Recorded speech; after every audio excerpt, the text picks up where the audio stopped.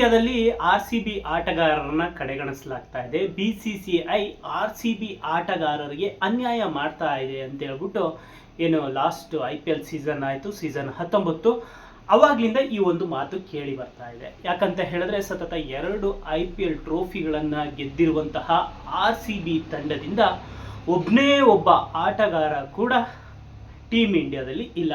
ಈಗಾಗಲೇ Ireland series ಆಯಿತು, England series ಆಯಿತು, ಇದೀಗ ಜಿಂಬಾಬ್ವೆ ಸೀರೀಸ್ ಆಗ್ತಾ ಇದೆ. ಈ 3 ಸೀರೀಸಲ್ಲೂ ಎಲ್ಲೂ ಕೂಡ ಒಬ್ಬನೇ ಒಬ್ಬ RCB ಆಟಗಾರ ಇಲ್ಲ. ಹಾಗಾಗಿನೇ ಈ ಒಂದು ಪ್ರಶ್ನೆಯನ್ನ ಪ್ರತಿಯೊಬ್ಬ ಕ್ರಿಕೆಟ್ ಅಭಿಮಾನಿಗಳು, ಅದರಲ್ಲೂ RCB ಅಭಿಮಾನಿಗಳು ಕೇಳ್ತಾ ಇದ್ದಾರೆ. RCB ಆಟಗಾರರು ಮಾಡಿರುವಂತಹ ಅನ್ಯಾಯವೇನು? ಉತ್ತಮ ಪ್ರದರ್ಶನ ಕೊಟ್ಟಿದ್ದಾರೆ, ಬ್ಯಾಕ್ ಟು ಬ್ಯಾಕ್ 2 IPL ಟ್ರೋಫಿಯನ್ನು ಗೆದ್ದಿದ್ದಾರೆ, ಆದರೂ ಸಹ ನೀವು ಯಾಕೆ RCB ಆಟಗಾರರನ್ನ ಆಯ್ಕೆ ಮಾಡಿಲ್ಲ ಅನ್ನೋ ಪ್ರಶ್ನೆಯನ್ನ BCCI ಮುಂದೆ ಪ್ರತಿಯೊಬ್ಬ ಕ್ರಿಕೆಟ್ ಅಭಿಮಾನಿ ಕೂಡ ಇಡ್ತಾ ಇದ್ದಾನೆ. ಒಂದು ಭುವನೇಶ್ವರ್ ಕುಮಾರ್ ಆಯ್ಕೆ ಆಗ್ತಾರೆ ಅನ್ನೋ ಒಂದು ಭರವಸೆ ಇತ್ತು. ಕೃಣಾಲ್ ಪಾಂಡ್ಯ ಆಲ್ರೌಂಡರ್ ಕೋಟದಲ್ಲಿ ಆಗ್ಬಹುದು ಅನ್ನೋದಿತ್ತು. ಇನ್ನು ರಜತ್ ಪಾಟಿದಾರ್ ಅವರನ್ನ ಖಂಡಿತವಾಗ್ಲೂ, ಈ ಇಬ್ರು ಆಟಗಾರರಿಲ್ಲ ಅಂದ್ರೂ ರಜತ್ ಪಾಟಿದಾರ್ ಅವರನ್ನ ಖಂಡಿತವಾಗ್ಲೂ ಆಯ್ಕೆ ಮಾಡ್ತಾರೆ.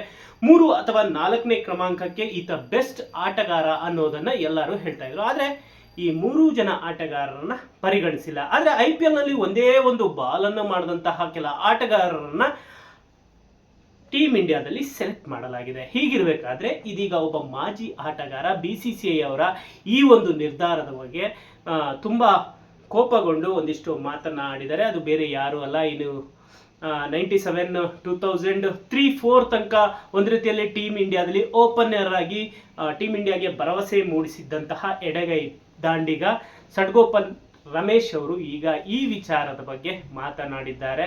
ಅಷ್ಟೇ ಅಲ್ಲ, ನಿಮ್ಗೆ ಇಷ್ಟ ಇಲ್ಲ ಅಂದ್ರೆ IPL ನಿಂದನೇ RCB ಟೀಮ್ನ ತೆಗೆದು ಬಿಡಿ ಅನ್ನೋ ಒಂದು ಮಾತನ್ನು ಸಹ ಹೇಳ್ಕೊಂಡಿದ್ದಾರೆ.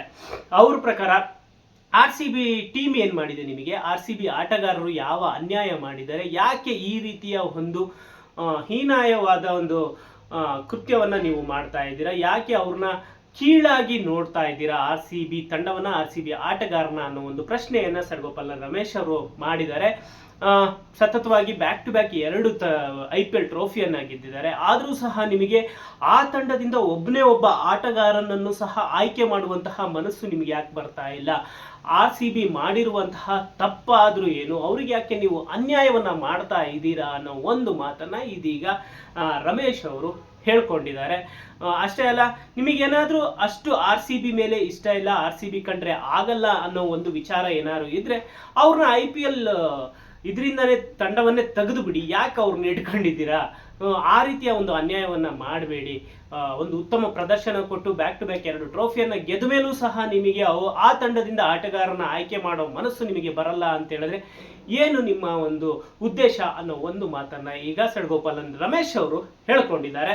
ಸದ್ಯಕ್ಕೆ ಇವರ ಒಂದು ಮಾತಿಗೆ ಒಂದಿಷ್ಟು ಫ್ಯಾನ್ಸ್ಗಳು ಸಹ ಹೌದು ಅಂತ ಹೇಳ್ತಾ ಇದ್ದಾರೆ. BCCI ಒಂದು ರೀತಿಯಲ್ಲಿ RCB ಆಟಗಾರರಿಗೆ ಅನ್ಯಾಯ ಮಾಡ್ತಾ ಇದೆ ಅನ್ನೋ ಒಂದು ವಿಚಾರವನ್ನ ಹೇಳ್ತಾ ಇದ್ದಾರೆ. ಈ ಹಿಂದೆನೂ ಸಹ ಏನು ಆಯ್ಕೆ ಆಗ್ಲಿಲ್ಲದು ಸಹ ಒಂದಿಷ್ಟು ಬೇಸರವನ್ನ ಹೊರ ಹಾಕಿದ್ರು. ಇದೀಗ ರಮೇಶ್ ಅವರು ಹೇಳಿದಂತಹ ಟೈಮಲ್ಲೂ ಸಹ ಒಂದಿಷ್ಟು ಮಾತುಗಳನ್ನ ಎಲ್ಲ ಅಭಿಮಾನಿಗಳು ಹೇಳ್ತಾ ಇದ್ದಾರೆ. ನೋಡೋಣ ನೆಕ್ಸ್ಟ್ ಏನು ಸೀರೀಸ್ಗಳಲ್ಲಿ ಏನಾದ್ರೆ ಟೀಮ್ ಇಂಡಿಯಾಗೆ ಈ RCB ಆಟಗಾರರು ಆಯ್ಕೆ ಆಗ್ತಾರಾ ಏನು ಅನ್ನೋದನ್ನ ಕಾದು ನೋಡೋಕೆ. ಸದ್ಯಕ್ಕಂತೂ RCB ಆಟಗಾರರಿಗೆ ಟೀಮ್ ಇಂಡಿಯಾದಲ್ಲಿ ಸ್ಥಾನ ಇಲ್ಲ. ನೋಡೋಣ ನೆಕ್ಸ್ಟ್ ಏನಾಗುತ್ತೆ ಅಂತ ಹೇಳ್ಬಿಟ್ಟು. ಹಾಗಾದ್ರೆ ನಿಮ್ಮ ಪ್ರಕಾರ RCB ಆಟಗಾರರನ್ನ ಆಯ್ಕೆ ವಿಚಾರದಲ್ಲಿ BCCI ಕಡೆಗಣಿಸ್ತಾ ಇದೆಯಾ? ಟೀಮ್ ಇಂಡಿಯಾದಲ್ಲಿ ಅವಕಾಶ ಕೊಡದೇ ಇರೋದಕ್ಕೆ ಕಾರಣ ಏನು? ನಿಮ್ಮ ಅನಿಸಿಕೆ, ಅಭಿಪ್ರಾಯ ಏನು? ಕಮೆಂಟ್ ಮಾಡಿ ತಿಳಿಸಿ.